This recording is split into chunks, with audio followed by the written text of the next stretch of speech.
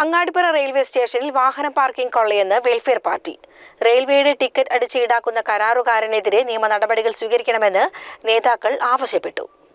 D കാറ്റഗറിയിൽപ്പെട്ട railway സ്റ്റേഷനായ Angadippuram railway സ്റ്റേഷനിൽ റെയിൽവേയുടെ താരിഫ് നിരക്കിനേക്കാൾ കൂടുതലായാണ് പാർക്കിംഗ് ഫീ വാങ്ങുന്നതെന്ന് വെൽഫെയർ പാർട്ടി ആരോപിച്ചു.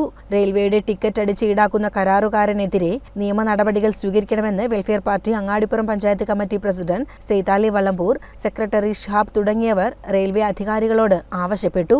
യാത്രക്കാരെ ഇറക്കാൻ ചെല്ലുന്ന വാഹനങ്ങൾ അവിടെ പാർക്ക് ചെയ്തിട്ടില്ല എങ്കിൽ പോലും അവിടെയുള്ള കരാറുകാരനാകട്ടെ വാഹനങ്ങളിൽ നിന്ന് പാർക്കിംഗ് ഫീ ഈടാക്കുന്ന ഒരു രീതി അങ്ങാടിപ്പുറം റെയിൽവേ സ്റ്റേഷനിലുണ്ട്.